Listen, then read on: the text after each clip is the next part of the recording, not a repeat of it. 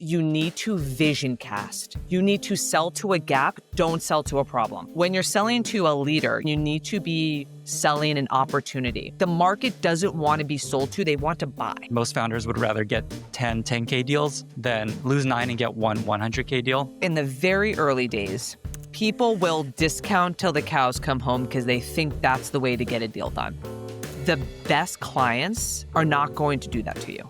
If they're sitting there nickel and diming you, they're not fully bought in on what you're selling them. It might be giving you a false sense of success and product market fit. As soon as you become a comparison, as soon as you become one of 3 that they're testing out, you've already sort of lost. It's all about differentiation. Here's what you will be able to do tomorrow because of how we're going to serve you today. Something else that you talk about is that enterprise sales is very creative. It's more of an art. It's all about deal crafting. It is a relationship you're building with someone. If they know they can call on you, people will turn over rocks for you. I have a client at a Fortune 10 company where I was like, it's so important we get the deal done this year. Is that possible? And she's like, it's a tall order, but like, if it's going to help you, let's do it. These are how enterprise deals gets done. It's relationships. What's kind of like the state of the art on go-to-market outbound tooling? I don't use a tool. The thing about AI tools is they're all pulling from the same databases. I want to email someone not in the database that's getting hit by a million folks. I want to take a back door in, not the front door where everyone else is trick-or-treating.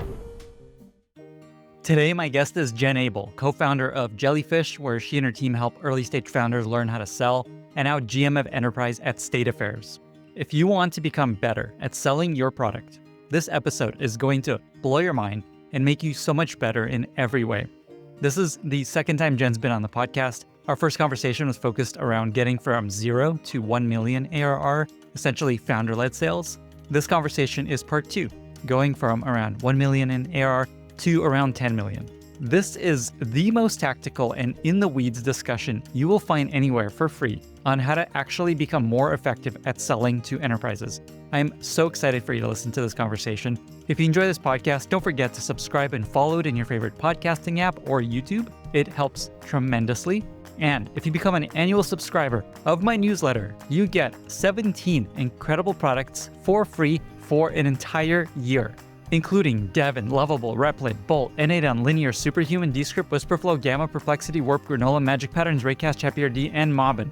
Head on over to lennysnewsletter.com and click Product Pass. With that, I bring you Jen Abel after a short word from our sponsors. Here's a puzzle for you. What do OpenAI, Cursor, Perplexity, Vercel, Plaid, and hundreds of other winning companies have in common? The answer is they're all powered by today's sponsor, WorkOS. If you're building software for enterprises, you've probably felt the pain of integrating single sign-on, SCIM, RBAC, audit logs, and other features required by big customers. WorkOS turns those deal blockers into drop-in APIs with a modern developer platform built specifically for B2B SaaS. Whether you're a seed-stage startup trying to land your first enterprise customer or a unicorn expanding globally, WorkOS is the fastest path to becoming enterprise-ready and unlocking growth. They're essentially Stripe for enterprise features. Visit workos.com to get started, or just hit up their Slack support where they have real engineers in there who answer your questions super fast. WorkOS allows you to build like the best with delightful APIs, comprehensive docs, and a smooth developer experience. Go to workos.com to make your app enterprise ready today. This episode is brought to you by Lovable. Not only are they the fastest growing company in history, I use it regularly and I could not recommend it more highly. If you've ever had an idea for an app, but didn't know where to start, Lovable is for you. Lovable lets you build working apps and websites by simply chatting with AI. Then you can customize it, add automations, and deploy it to a live domain. It's perfect for marketers spinning up tools, product managers prototyping new ideas, and founders launching their next business. Unlike no-code tools, Lovable isn't about static pages. It builds full apps with real functionality, and it's fast. What used to take weeks, months, or years, you can now do over a weekend. So if you've been sitting on an idea, now is the time to bring it to life. Get started for free at lovable.dev. That's lovable.dev. Jen, thank you so much for being here. Welcome to the podcast. Lenny, it's starting to feel familiar and I like it. I should have said welcome back to the podcast. So I actually shared on Twitter that you're coming back, and I had so many people ask so many questions.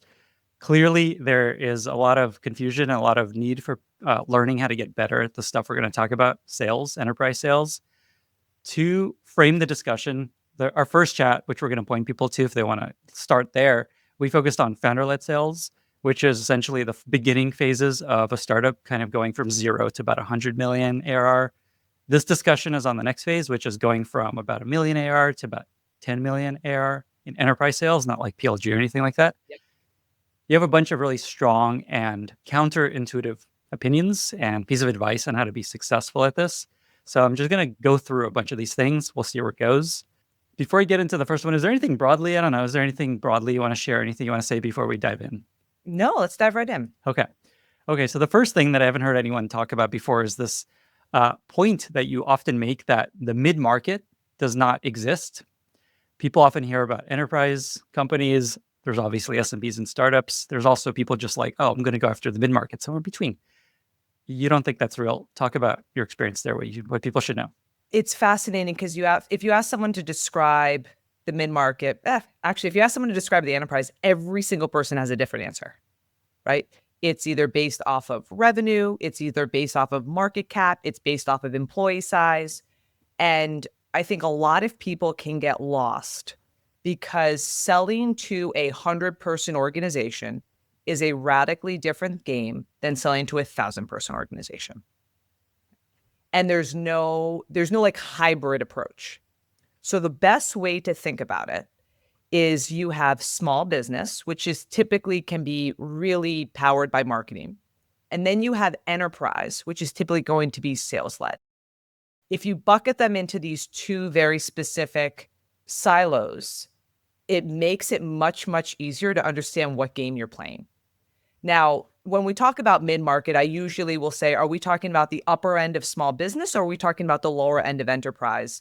And most people are usually saying the lower end of enterprise. And I say, great, know you're playing the enterprise game, know the type of people you need to hire, know the type of ACV they need, because it makes it a lot easier than trying to have this middle ground that catches everything that doesn't distinctly define SMB and enterprise. So I say the mid-market doesn't exist because what is a mid-market hire? It's either low-end enterprise or upper-end SMB. And if you bleed those two games, you're going to lose. They're so distinctly different.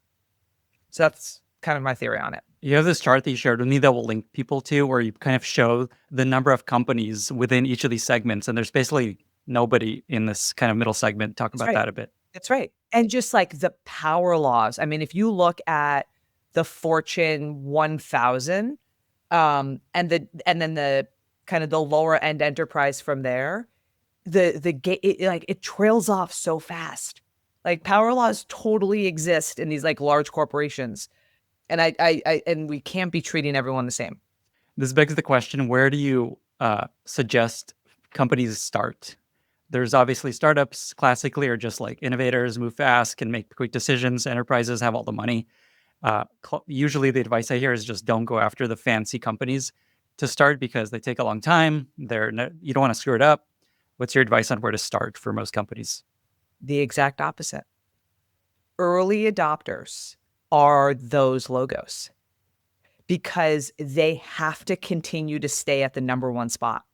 So they'll take tons of, swings to continue to stay in the number one. Staying in the number one spot's the hardest part, right? So those number one logos are like, if you can give me just a slight bit of alpha, just a tiny bit, that's where I get promoted. That's where I get the pat on the back because we are the world's leader in our industry and we cannot be disrupted there.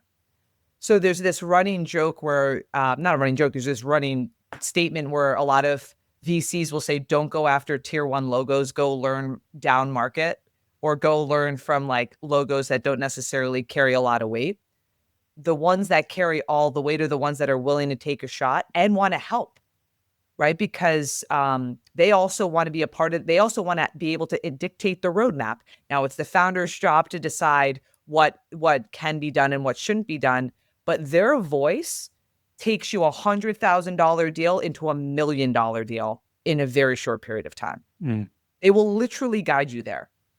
So when someone says, hey, go after startups, it's just short sales cycle.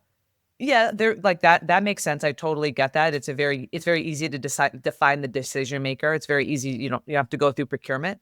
But in the age of AI, where it's all about sucking the oxygen out of the room and winning the deal and getting your foot in the door as quickly as humanly possible before someone else tries to take that, you want to get to the enterprise as fast as humanly possible. Just so folks understand what we're talking about here, when you say tier one, what's a good way to think about what tier one logos Tier are? one is like your Walmart, your McDonald's, your NVIDIA, your Tesla, your ExxonMobil, your United Healthcare, the logos that like are the leader in their space. And, their job is to stay in the number one spot. Wow. So your advice is, because this is very counterintuitive, this is exactly what you're here not to do. Your advice is go after like the Chevrons and the Oh, Mobiles yeah. and the Walmarts as a startup. Because if you can get them, that's all the proof you need. How do you approach finding someone? Let's just get tactical there. Just like say you're going after Walmart. I know this is like not like a 5-second answer, but just how would someone approach finding someone at Walmart to sell to? First of all, make sure the founder's involved, right? Everyone loves talking to a founder. So like, we'll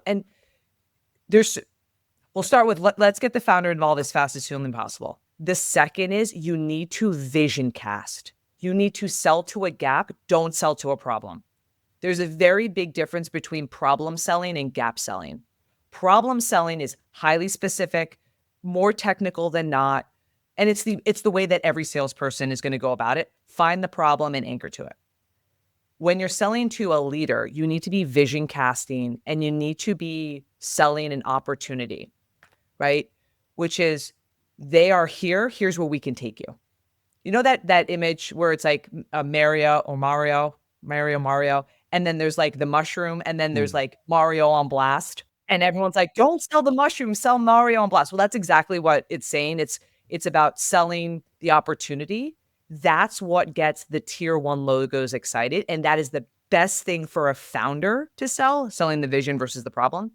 And also, it's what gets them to want to take a swing. Who wants to take a swing because you can do some small problem? They're not going to go to bat for that.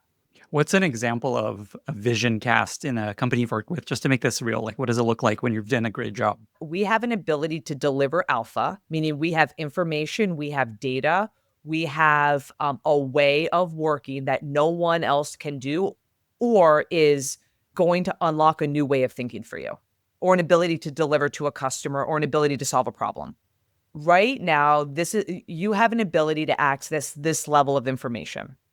I have an opportunity through our resources or through this gated data we have access to get you much further upstream so that you can get information faster, sooner. It's kind of like the high frequency trading, that 1 second, they didn't do much. They didn't sell, oh, we're doing fiber cable connectivity.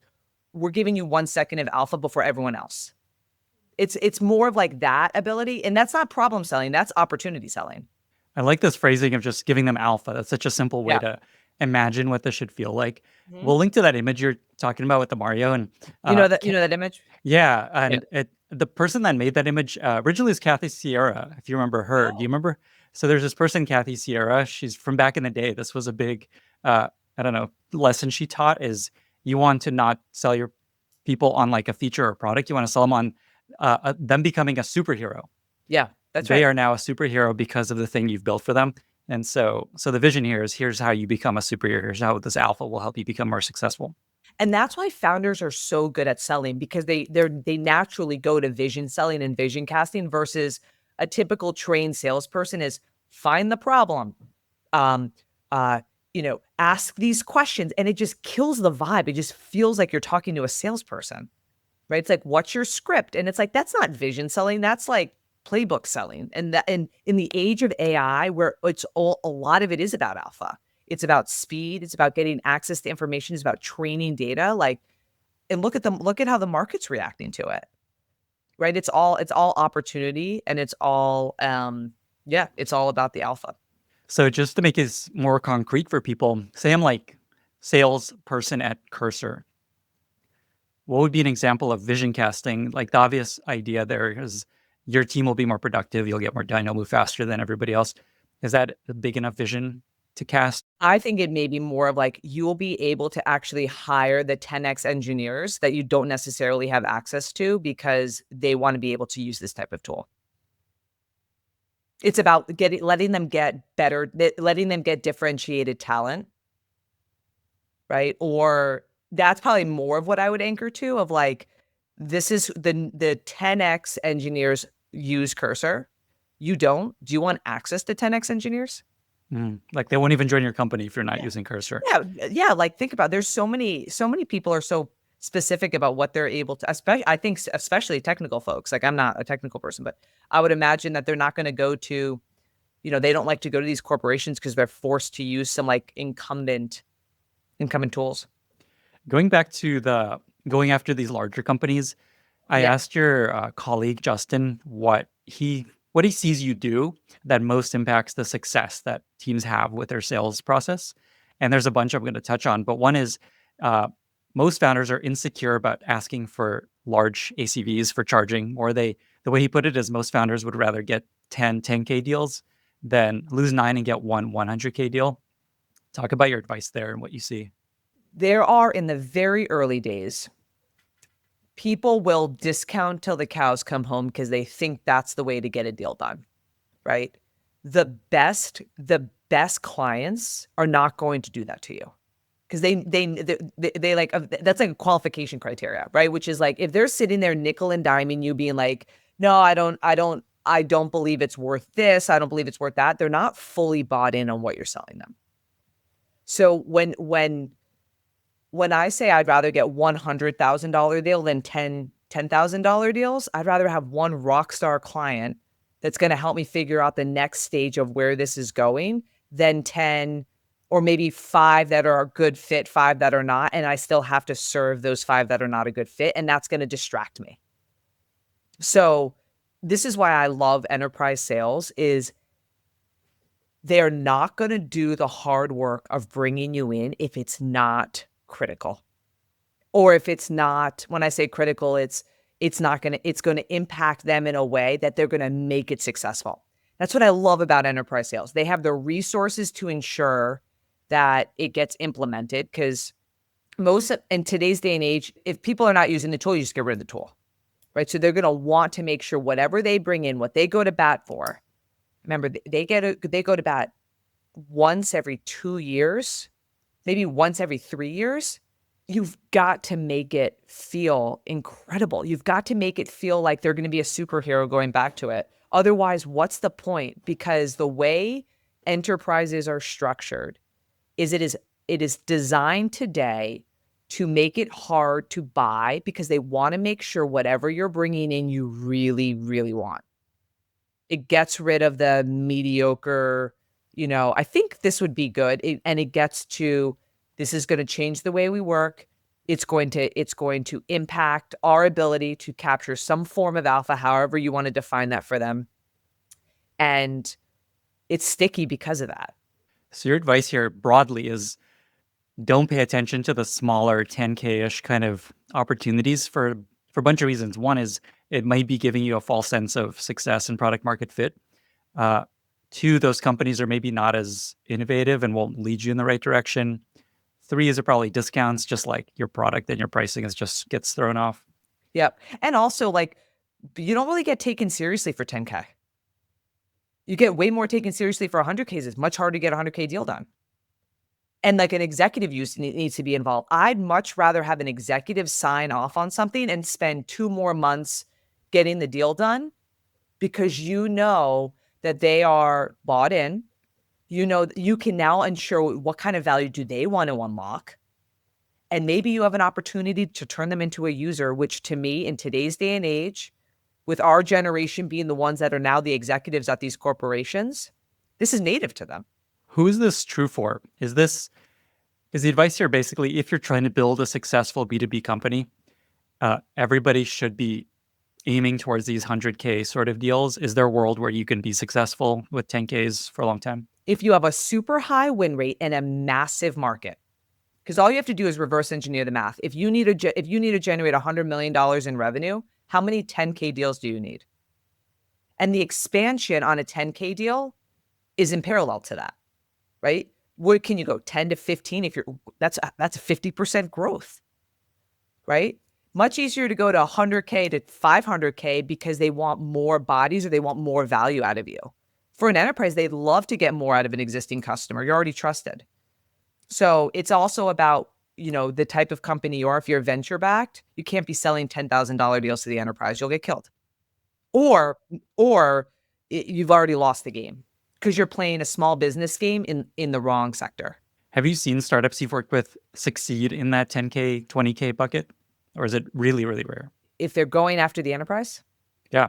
yes. If it's the first 3 months and then after three months it turns into a 50K and then 100K and it ramps up quickly, sure, that makes sense because you got your foot in the door and you can expand it exponentially, in a healthy manner. I think that's fine. $10,000 a year, then going to 12, then going to 15, the math will break. This is great. I feel like most founders listening to this are like, no, we're kind of in that exception. We'll be all right. 10K, we'll do 20K. That's crazy to consider 100K. Yeah, the math will break. And also a really good salesperson, your commission on a 10K deal, you're not going to get a great salesperson. They're going to want to be anchored to like, how can I sell a $250,000 deal? How can I sell a $500,000 deal? That's the type of person you want. And this is like a big part of this is a good lens to force you to build the product that you can sell for 100K, 500K. Yeah, absolutely. And again, this is about playing that enterprise game. If you're trying to sell, if you're a small business, if you're in the small business place and an enterprise company comes to you and is like, I like this, ensure that you structure it for an enterprise. Don't play the small business game with an enterprise company. Talk more about that. What does that mean? Let's say you're PLG and big company like Walmart comes to you and is like, hey, can we get access for 3 of our users? And they're like, this is so exciting. And then they sell them the small business pricing for 3 users to Walmart.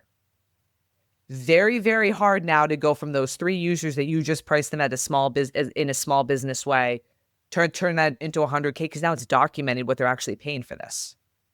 So you're stuck. You've kind of like anchored yourself to this price.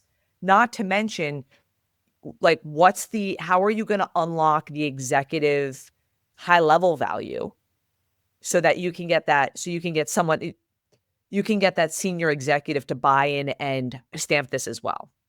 Otherwise, it's just going to be throwing it on the credit card. But like, again, you've just ruined your enterprise game because you're anchoring to a small business price. So this is why, like, when you bleed these 2 games, it's very, very, very dangerous because these are really smart companies. They're going to say, well, wait a second. I just paid $9,000 last year and now you want to charge me $90,000. Well, what's the step change in value? What's the 10x value I'm now getting? That's super hard to prove.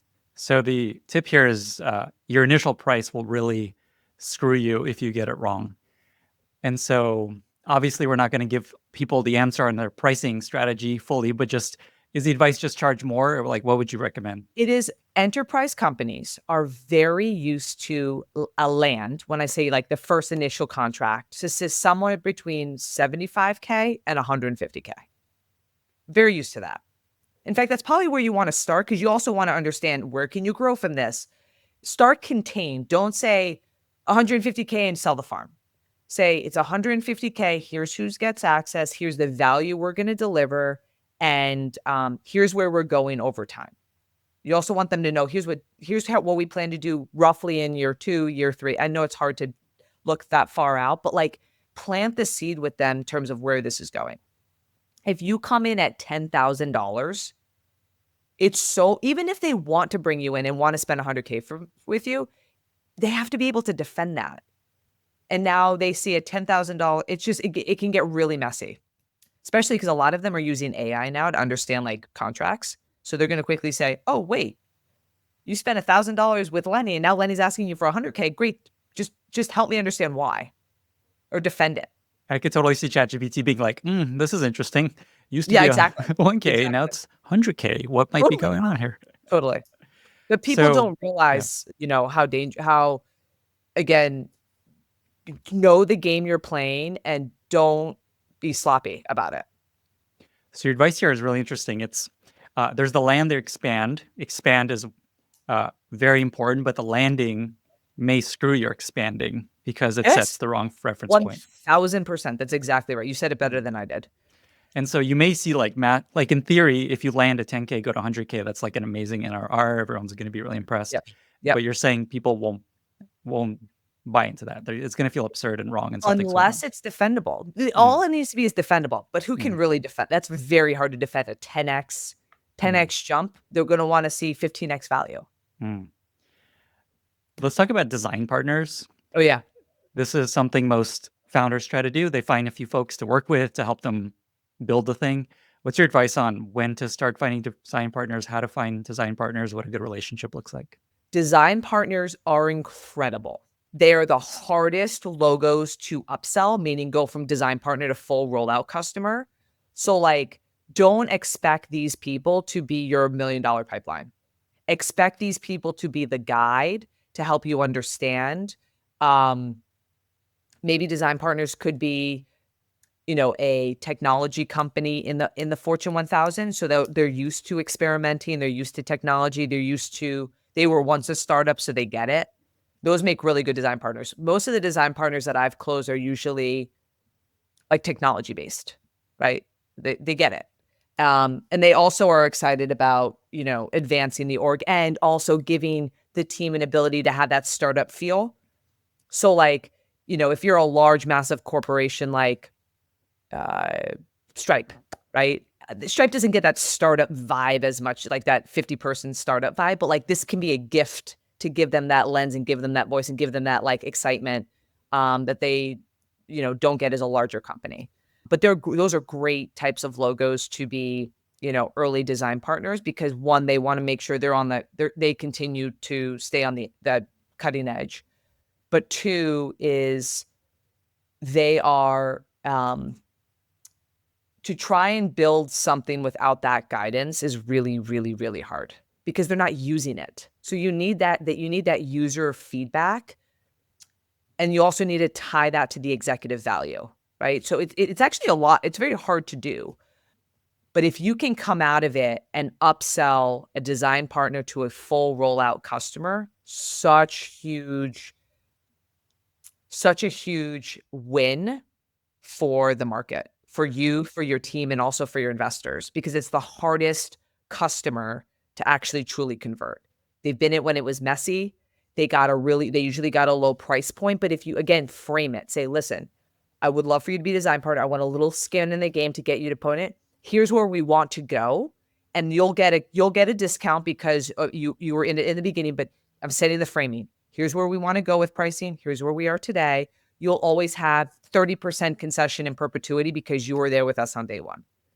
So again, it's not about, asking for $10,000 and then not expecting that design partner to upsell and keep it flat because there's no growth there. It's a flat, it's about getting that early design partner, set the framing, own the framing, and let them know where you're going.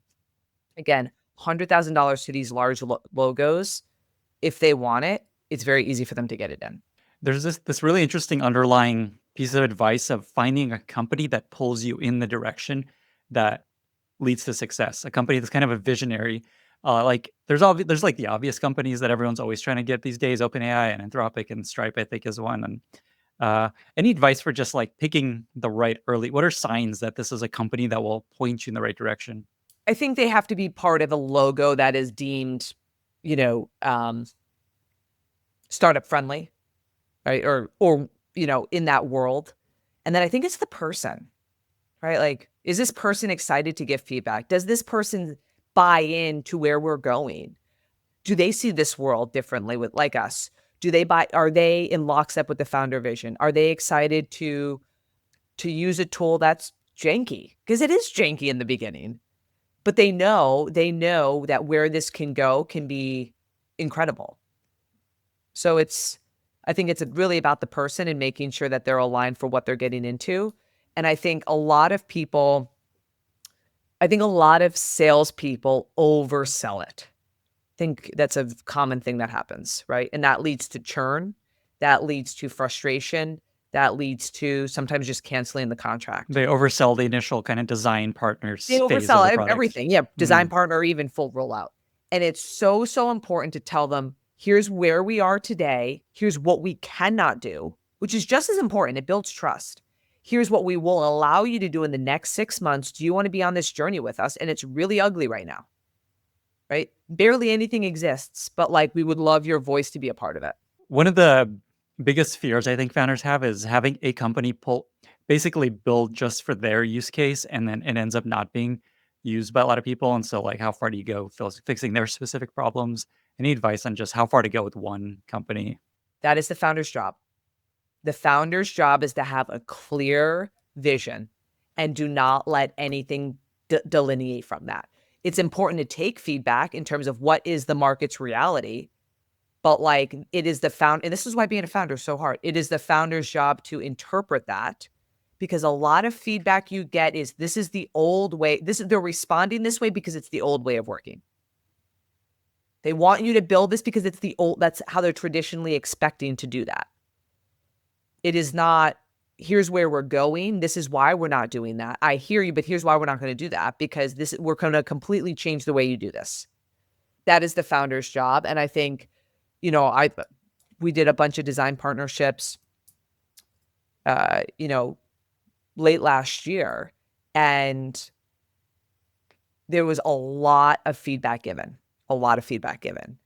but the founder had such clarity with where he wanted to go that he was like 80% noise, 20%. Had I not asked this question, like I wouldn't have gotten that gold in terms of where they are today. And like, it's that 80-20 rule where 80% of what they're going to tell you is probably going to be not related to where you want to go or based off of the old way. But that 20% of like, oh, I did not think about it that way, that drives everything. Have you seen a design partner pull a company in the wrong direction, just kind of screw their path? Have you seen that, or is that pretty rare? No, I think that I don't think it's that rare, because we hear people complain about it all the time. But I think it's more of an excuse. Coming back to this question of going after the enterprise versus SMBs, and again, early advice you gave is don't go in between. Either pick SMB, small company, which I know you said there's a million ways to kind of differentiate what this means, but what I guess I think of employee numbers like under some number over 1,000 is maybe enterprise. Is that like a good way to think about it? Just like, Yeah, I mean, it by depends. Are you selling per seats, or are you selling, based off of usage, or are you selling off of like, I think it also depends on the pricing model a little bit. Mm. I look at headcount too, because it's just such an easy way to think about it, because you can also gauge usage off that and a bunch of other things. But sometimes like the small companies, like I think we're going to see a lot more larger companies become smaller because of AI. Not like significantly smaller, but also like high margins allow them to experiment more too. That's such an interesting point you're making there, that like the way we designate enterprise versus SMB like may shift because number of employees may go down with AI. Yeah. Oh yeah. So interesting. So where I was going to go with this question is, when people are deciding I'm going to go enterprise versus I'm going to sell to startups, like YC companies are the typical example. They sell to their own YC batches. Any just broad advice of picking, okay, we go enterprise versus no, let's actually go startup? I think it's about, and I read this somewhere and I wholeheartedly agree with it because I've seen it live. I think it's about like, what game does the founder best understand? Are they like an incredible marketer and have some like competitive edge for how they can like win a massive audience? I would say go SMB and marketing led. Or are they a bit more, really understand how large corporations work and really excited to deliver on $100,000 plus type of opportunities, or the value that they are building for is way more relatable to an enterprise versus a small business?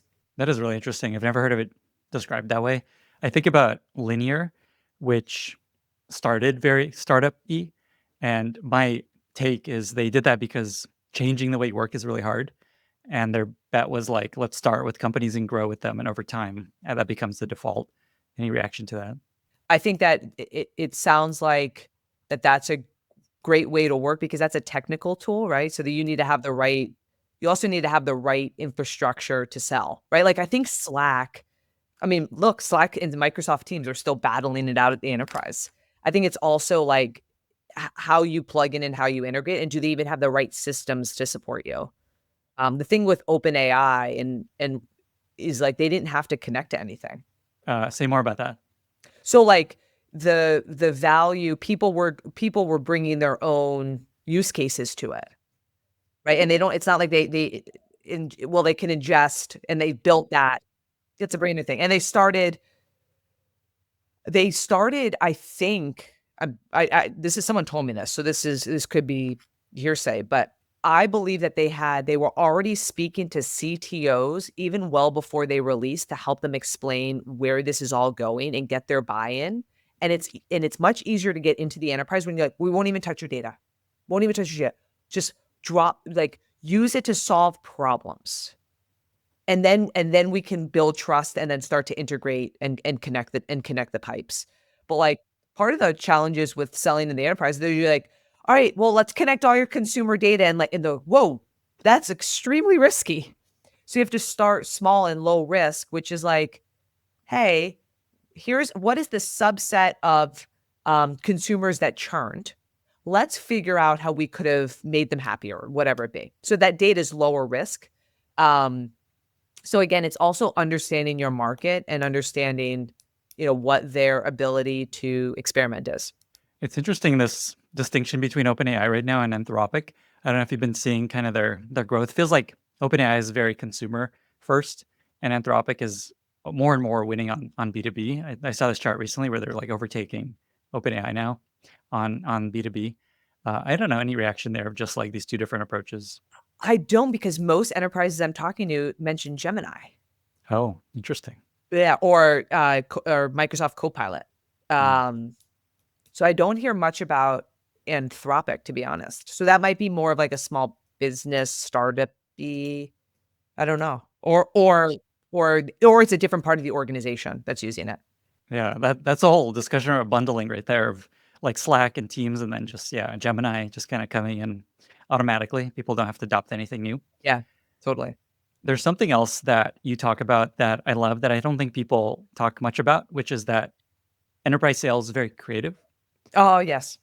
Talk Yeah. about that. So I personally believe that small business sales is really I used to think it was more science than art, right? It was more like, figuring out what didn't work, running experiments, testing and validating, which I do believe. That's to get to like foundations. Like, where do we play? What do we want to do? Like that early 0 to 1. From 1 to 10, I think it's more of an art, right? Which is, how do I take my learning and how do I package it up where I own the framing? I can speak to very specific alpha. I can vision cast, and where I better understand the problem over time better than the market does.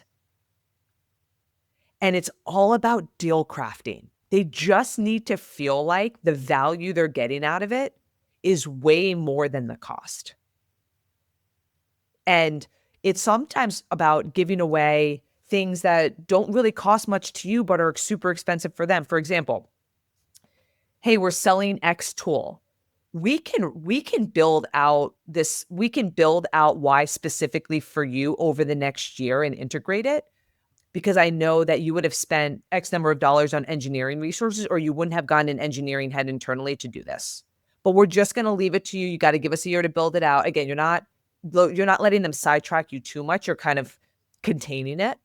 We'll do that for you at no additional cost. That's huge value, right? Or, hey, we're going to run an event and we want you at the forefront of it. We want you to be a speaker. Huge value, right? So it's like all of these additional things that add value beyond just the product, but are all part of the product and the vision, right? Everyone keeps thinking the product is just what goes into their hand. The product is pricing. The product is the opportunity, the framing, and not letting them compare you to something else. And I know we talked about that on our first call, which is, as soon as you become a comparison, as soon as you become one of 3 that they're testing out, you've already sort of lost. It's all about differentiation, right? And it's all about, here's what you will be able to do tomorrow because of how we're going to serve you today. So along those lines, it reminds me, in our first chat, you actually made this point that I've never heard anyone else make, which is that services are a really good way to start getting into companies that where most founders here are like, no, don't do manual stuff for the company. Build a product that you can scale. Your advice is the opposite. Actually start with sell services. Talk about that. Enterprises, the number one thing they buy is services. They know how to do it. It's super easy. They do it all of the time. It's like the most consistent thing they do. It's their largest budget item, right? External resources, consultants, whatever. If they have a very immature way of understanding the problem, or they've never purchased technology to solve it to some extent, right? Either one, you are doing something that's never been done before, which is like, rare in today's day and age, or they might just be like laggards on the journey. So you have to decide, is this someone you really want to be working with? And if so, selling them a service, even though the technology is powering it on the back end, is the fastest way to get your foot in the door. It's what they know how to buy. Now, the idea is that once you sell that service, once you get that foot in the door, then it's to guide them towards the product. Hey, you're spending so much here. Why don't we move you? Why don't we get you to come in and leverage the tool that's been powering this the whole time and move this more into technology serving you versus the human? Wow. I think this will blow a lot of people's minds. Palantir, this forward deployed engineer, that's exactly what they're doing, right? Like, there's a lot of companies out, like I'm sure OpenAI, and this is what someone told me, they were in and talking to CTOs and helping them better understand how AI and their organization can better work together. And it was them coaching them and educating them, whether they did it for free or not, I don't know, but they got their foot in the door, they started to build trust, and then it gets adopted. This is the epitome of doing things that don't scale. That advice we always hear. This is like, okay, this is what that looks like. Like, we will solve this problem for you. We are using software to do it. And then over time, oh, you could just do this yourself. It'll cost you less. You can scale this. Yep, that's right. And they don't even need to know at first that software is doing it. That could be the magic part, which is like, guys, we are literally doing this with our technology. Today's episode is brought to you by Coda. I personally use Coda every single day to manage my podcast and also to manage my community. It's where I put the questions that I plan to ask every guest that's coming on the podcast. It's where I put my community resources. It's how I manage my workflows. Here's how Coda can help you. Imagine starting a project at work and your vision is clear. You know exactly who's doing what and where to find the data that you need to do your part. In fact, you don't have to waste time searching for anything because everything your team needs, from project trackers and OKRs to documents and spreadsheets, lives in one tab, all in Coda. With Coda's collaborative all-in-one workspace, you get the flexibility of docs, the structure of spreadsheets, the power of applications, and the intelligence of AI, all in one easy-to-organize tab. Like I mentioned earlier, I use Coda every single day, and more than 50,000 teams trust Coda to keep them more aligned and focused. If you're a startup team looking to increase alignment and agility, Coda can help you move from planning to execution in record time. To try it for yourself, go to coda.io/Lenny today and get 6 months free of the team plan for startups. That's coda.io/Lenny to get started for free and get 6 months of the team plan. Coda.io/Lenny. There's a lot of talk these days about this idea forward deployed engineers, something Palantir was really famous for, just essentially an engineer sitting in your office solving problems with you, like basically as an employee. And then through that, they learn what software to build.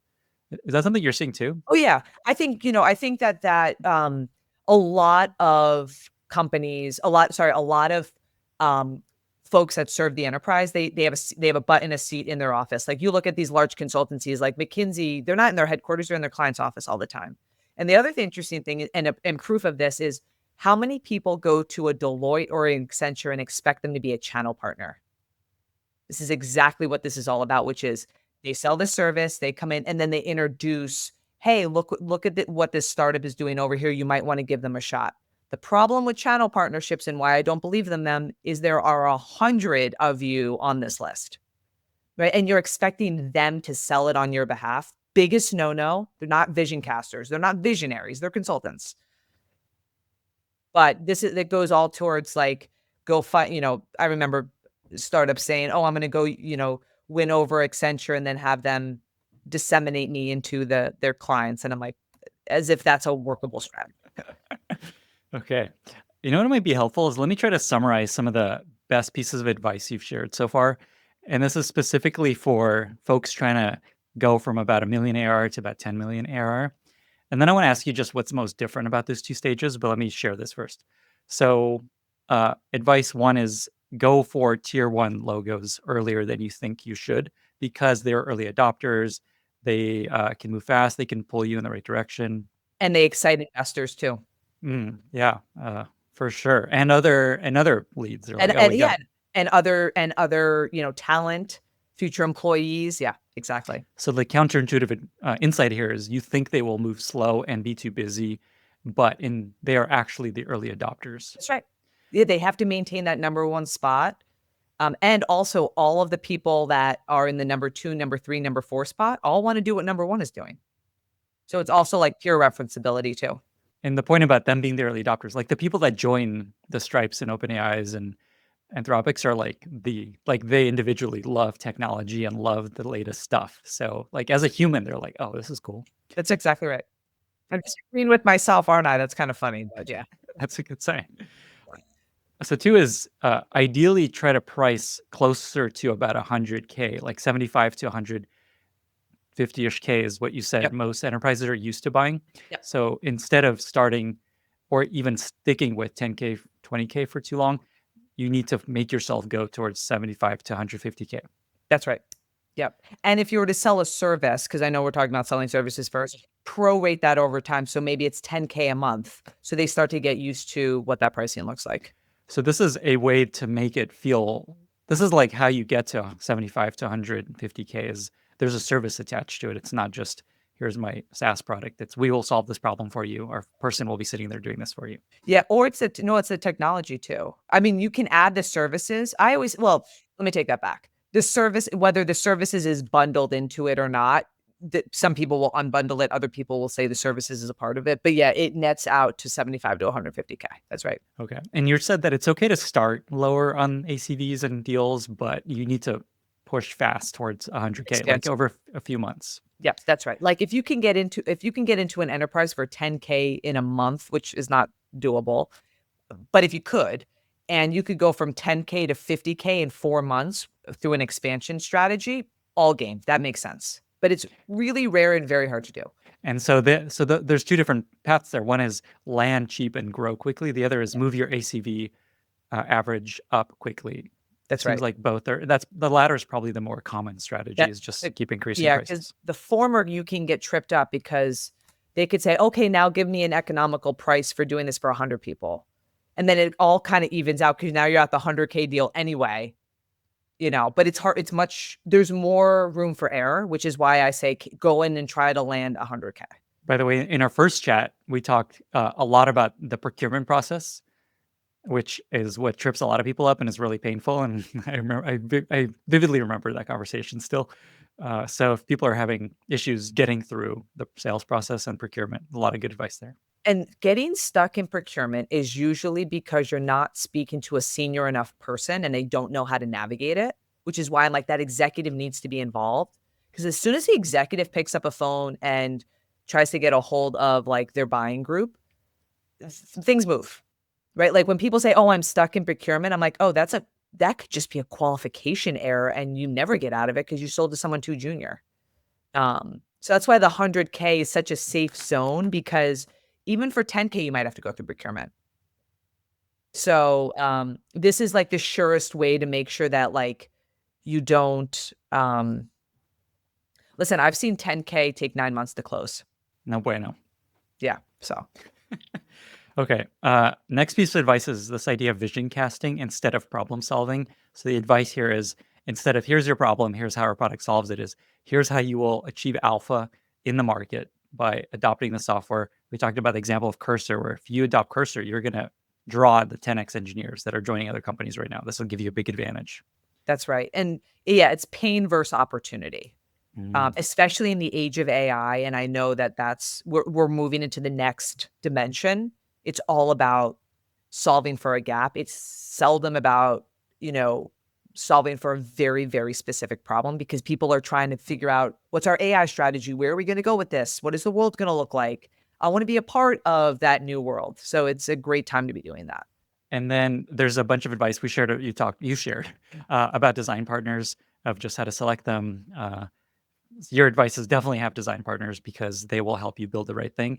But as a founder, you need to have a clear vision and sense of where you want to go and not just build everything they're asking you to build. That's right. Because it's important to say no, right? Like, and that's all part of the framing, right? Which is like, here's we want a little skin in the game. Like you set the price, but here's what we're marching towards in the next 6 to 12 months. Like, are we aligned there? If we deliver on what we say we're going to deliver, are we aligned there? And do that kind of handshake. Is there anything else that I missed that you think is really important for this stage? So 1 to 10 is no longer the founder. Maybe the founder comes in very strategic points, but you need a really good enterprise salespeople, right? Taking someone from small business and expecting them to do enterprise sales, big no-no. It's a different game, right? Radically different game. You need to understand how corporations buy. You need to understand how executives think. You need to better understand simply just like what the enterprise business model is all about and like their ability to take on risk. People will bring in like super junior enterprise sales reps. And I'm like, you're looking to sell to an executive and you have this person that's 5 years out of school with no corporate experience doing it again, where unless they have like some extremely, deep experience in the industry or are just like a unicorn in terms of like, wow, this person can sell ice to an Eskimo kind of thing. A junior person converting an executive, again, if the founder's involved, maybe that's doable. But usually the founder can't be involved in every deal. And you need people that can, I always say you need people that can cosplay a founder, right? Which is like selling the vision, getting them excited, like running through a wall to get the deal done and getting creative on how. None of my deals look exactly the same. Every deal looks different. And that's okay because every organization has slightly different opportunities of where they want to go. And you have to kind of build towards that. And the framing may change. So it's this ability to like adapt from what you're hearing and like let that compound over time. But like I always say, like, can this person cosplay the founder? I think that's the best type of salesperson because it doesn't feel like sales. It's more of the art. This is amazing advice. What is a common profile that you've seen be successful? Like what level of seniority, what kind of personality, any traits to look for? Maybe a former founder, if you can get that. Because they're used to selling, right? They've sold investors and they've sold employees. 2 is someone with no sales experience, but has deep product experience or an engineer and can like think about things in a unique way where the market's like, oh, this is so interesting. Taking a typical salesperson then and putting them into a sales role almost always is where people get frustrated. The market, it feels salesy. Like the market doesn't want to be sold to, they want to buy. And I know that this is like this, it's very hard to hire a really good enterprise salesperson, right? I mean, the number of people that I've interviewed, I can count on my hand the ones that I get really, really excited by. It's almost like, coming across a great founder, right? It's like, it's not as common as everyone expects. And I think that that's true for engineering. I think that that's true for sales. And I think a lot of people, sales is like, oh, just throw a body into it. The product will do the work. Advice I often hear is don't hire a kind of a senior VP of salesperson from a bigger company. Yep. Do you agree with that? What's like too senior? Yeah. So the bigger company thing, the brand was doing all of the work. The brand built the trust. You need this person to be able to build the trust. And like the product is still so new. The product is the founder in the 0 to 1 stage. The product is just starting to get like a case study. You probably have maybe a few references, but it's still very, very early days. You need the market to believe the salesperson, and you need that market to know that they're trustworthy. A VP of sales at a large company, I would say, they're best suited for a large company because 1 to 10, you're running through walls, right? You have to figure out, you're doing a lot of convincing, you're doing a lot of educating, you're doing a lot of creative deal crafting, a lot of owning the frame. It's not necessarily selling a product, it's selling that future value, which a VP of sales at a large company is it's a very different, it's a different game. It's kind of like the SMB and enterprise. It's interesting you said when you described the profile of a great hire here is you said they don't need to have done sales. If they have done sales, what's like a number of years or kind of like what do you look for that tells you, okay, this is a good fit for the first hire? I actually think it's less about experience and more about the person. Like, does this person make you feel good? Do you want to buy from this person? I think Jason Lemkin said that best. Like, would you want to buy from this person? Can they sell you a pen? The Yeah, classic. exactly. Um, you know, do they mimic or mirror the market they're selling to? Right? It's much easier to buy from someone that looks and feels like you than it does from somebody that's like, eh, in a totally different realm. Um, and also like an executive wants to talk to another senior person, right? They don't want to talk to someone that just graduated from college and is selling them the new way of working. Like, what do they know? So I think it's tricky. I would say like, you know, um, someone with no sales experience makes it feel different and special. That's what I like about it. Someone with sales experience who knows how to navigate and probably qualify better, but it's almost like the blend of those two things. And that's why I go back to like cosplaying the founder, which is like, could this person like close a future employee?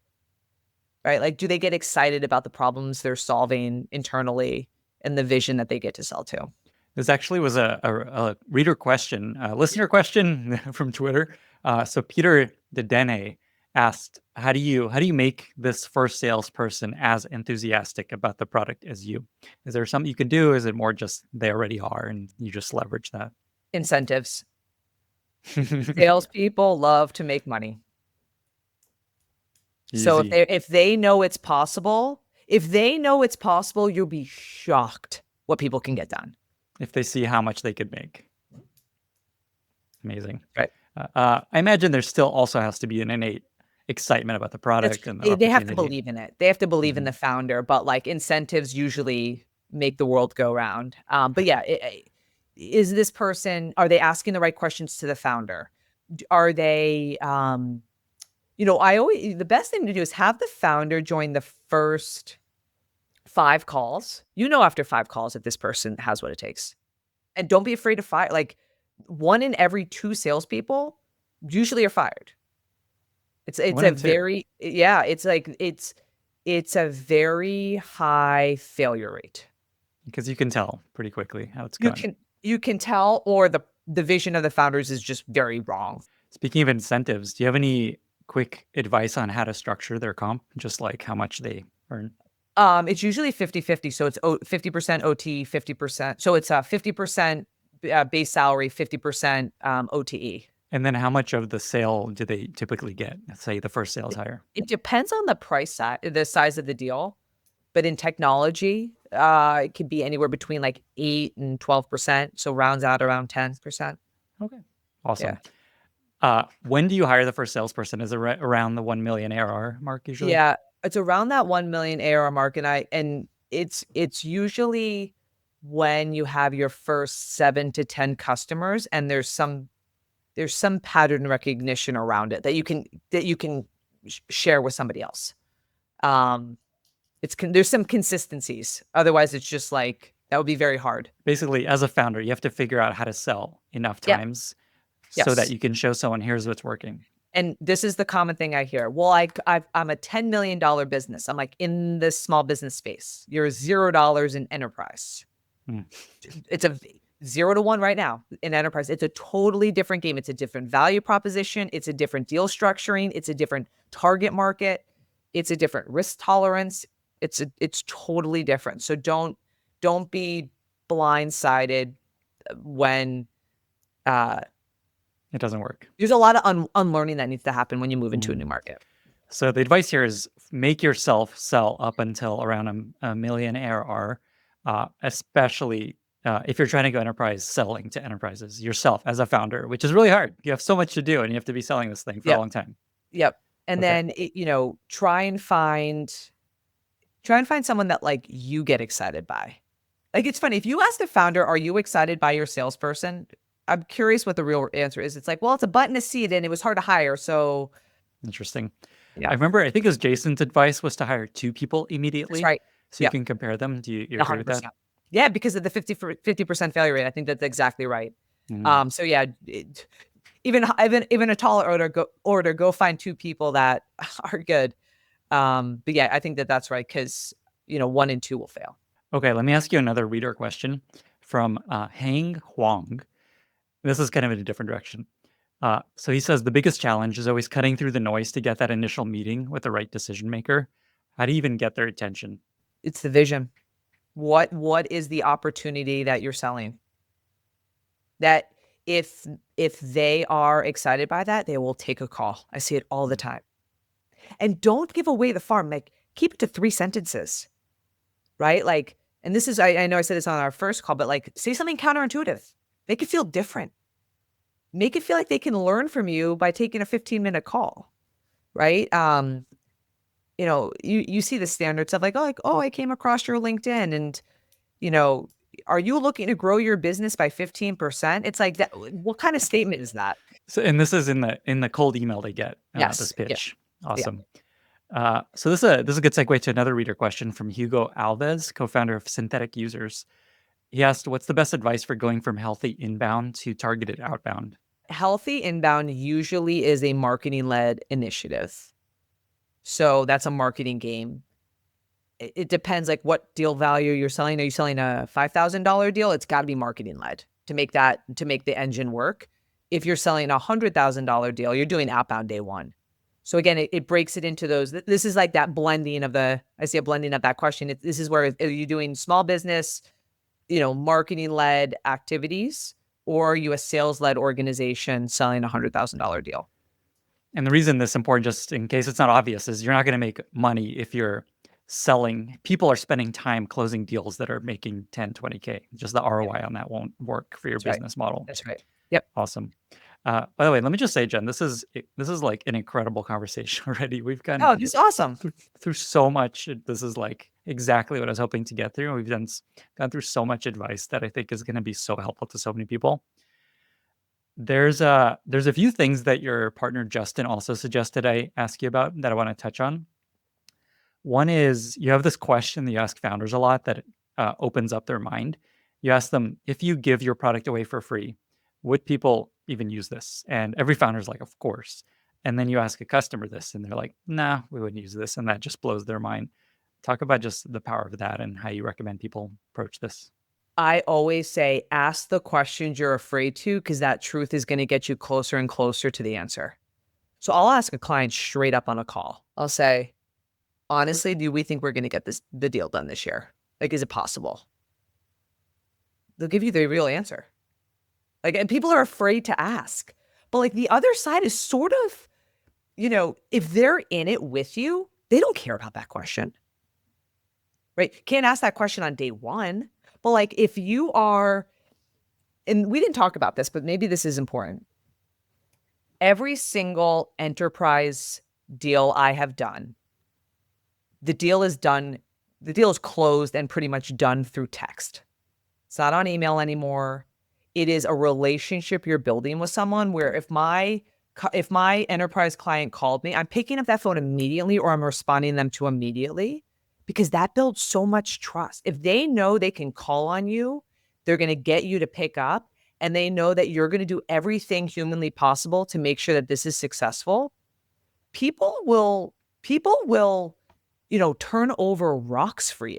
Like, I have a client at a Fortune 10 company where I was like, it's so important we get the deal done this year. Like, is that possible? And she's like, it's a tall order, but like, if it's going to help you, let's do it. Like, these are how enterprise deals gets done. It's relationships. And it's this like, and this is why I'm saying, like, structuring the deal, make it feel like you went to bat for them. And in often cases, you are going to bat for them. And structure it in a way that makes sense for them. Everyone kind of just tries and pigeonholing, and deal structuring consistency is important for a $10,000, sub $10,000 deal. $100,000 deal, it very commonly will look different every time. April Dunford was on the podcast, and she shared this really interesting insight that the reason people behave this way is the person at the company buying this thing, their ass is on the line also. Like, their reputation is on the line for this thing to work out. So they want it to go really well. That's right. They have, again, it's that one, they do this one in every 3 years, one in every 2 years, maybe one in every 5 years. Hell, I don't know. It is not they don't do this every year. It's very rare. No one likes a new tool. No one, not you, not me, unless it changes everything. Yeah, Figma is a great example of that. Slack. Everything you've touched. Everything that worked out. You said that you ask these questions that people are afraid to ask. What are some other examples of questions you often ask that people are afraid to ask? I will say, listen, this is a $150,000 engagement. I will co-author it with you where we can make this a little bit bigger if you need something else. We can make it a little bit smaller in year 1, but in year 2, it steps up. Like, how do we get this done so when you go to bat, it's a win? They seldom do they like take it to the wrong side and like try and discount you. I've actually never seen that, because at that point you have a relationship. So co-authoring the pricing is so important, because they need to know that they go to bat, they can say, I got this out of them if we get this deal done. Right. So this is why, like, when I say every deal looks the same, you're asking great questions, because it's explaining kind of why I meant by that. But like, this is another example of like why every deal in the enterprise sort of looks somewhat different, because a lot of it is co-authored. So again, if someone wants a slightly lower price, give it to them, but maybe lock them in a little bit longer. There's another point that Justin makes that you've touched on a bit, but it's when you hear no. The way he phrased it is, Jen always talks about how no is the best answer to yes, because no is data that you can use. Talk about that. I am a qualification crazy person. I will not get on another call with someone because on the first call, it's either a yes or a no. There's no in between. Like, it is humans are like, we're so different and we're so unpredictable, but we're also so predictable at the same time, right? Like, it's very obvious if someone is excited and wants to do something. It is so obvious when someone is just trying to be nice. So I will say to them on that call, like, I'm sort of getting the vibe that this might not be a good fit or might not be good timing. Like, did I misinterpret that? And they will usually say, yeah, you're right. It's probably not a good, and then immediately, great. I would love to stay in touch. You've just saved a relationship and you just saved yourself a ton of time. And the implication here is just, to your point, you're limited on time. You don't want to be spending time going down a rabbit hole that won't get you anywhere. Yeah, exactly. I'm going to take a quick tangent on tools. What's kind of like the state of the art on go-to-market outbound tooling? I don't use a tool because I believe in the manual. Okay, and I'll explain why. Yeah. Every single note I send is slightly different, because like I see a picture of them and I'm like, oh, I don't know if that's going to land. Or I'm like, oh, they actually might appreciate this. It's weird. Like, visual cues are so helpful. A picture is a visual cue. You know, looking at how long they've been in the role, looking how long they've been at the company. I use all of these little things, and I seldom customize a note in a way that like people expect, which is like that first like customized sentence, because AI does that and everyone's doing that. So I go the opposite extreme, which is like remove it. And I customize it with how I frame it, or the subject line. Yeah. So it's like if I'm talking to someone like a peer, I might say like, quick question, like QQ. If I'm talking to someone that, you know, has a bit more experience, I might write a little bit of a tighter note, not all lowercase. So like, it just depends on who you're speaking to. And again, this is why it's okay to spend a little bit of time on this, because it's $100,000. It's actually $1 million at the end of the day, because $100,000 deal, if you play your cards right, turns into $1 million deal over 3 to 5 years. I love how much you enjoy this. It's so fun to hear. So essentially, what are you doing? You're sitting on LinkedIn finding folks to ping, and then you cold email them one individually, manually. It's so weird, Lenny. Like, I have no process. I kind of just go with like the vibe. Like, I'll read an article about Tesla and I'm like, they could be interested in this. Not because that article had anything to do with the problem I'm solving, but because I'm like, this feels like a good Tesla day. Like, it's hard to describe. Like, it's a very emotional thing for me. And, you know, not to toot my own horn, obviously, but like, I've been successful in sales. And the most successful salespeople can't explain why they're good at it. It just comes to them naturally. It's just like an emotional thing. It's like the world's best founders. How do you be a good founder? It's very, very hard to define. How are you become a good engineer? Very, very hard to define. So like, I don't believe in like playbooks. I believe that like there's like a feel to it. Like I emailed like the chief legal officer at a hedge fund once, and he responded to me because I wrote to him on Saturday. I knew he wasn't going to be busy. I made it one sentence, and it was like tweaked for him. Do you feel like this is going to be the way as AI SDRs just kind of take over and everyone's getting billions of emails that feel AI-ish? Yes. Hmm. So I guess maybe speak more there. Just like is the alpha essentially just Well, become human, don't automate as yeah, and the much as also you think thing you should. the thing about AI tools is they're all pulling from the same databases. So I'm like, I want to email someone not in the database that's getting hit by a million folks. I want to take a back door in, not the front door where everyone else is trick or treating, you know? And this is effective for very large deal, which is what you need to be doing anyway, because takes a lot of time to do it this way. Yep. Interesting.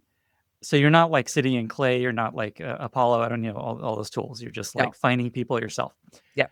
Do you start with a target prospect list at least? Just like here's the companies that are the perfect fit for this and let's work through It's them. all in my brain because I've been doing this for so long. I have in my brain, I'm like, these are my early adopters. These are who I'm going to go to after I close those logos because they get excited by those logos. So it's just like experience of like, you land, I don't know, you land a Walmart, you're going to go to, the rest of the industry and say, hey, we're working with Walmart, versus like you go to, some, you know, lower end enterprise company and they're like, wait, what do you do?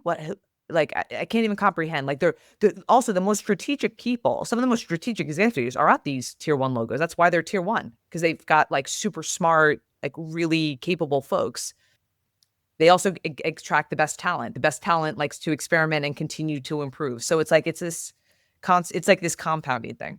For someone that isn't Jen and has all this experience, say like their founder, they're hit a million ARR, they're just like, okay, where do we find our customers? Do you have any advice for coming up with coming up with who we should go after? Should Yeah. they be using these tools? Should they be hiring someone like a Jen?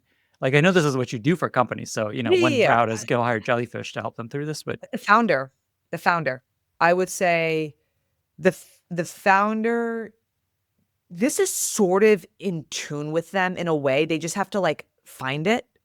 It's so weird to say. It's all vibe. And I hate saying it because it's like a commonplace thing to say, but it's like, there's this thing about like flow.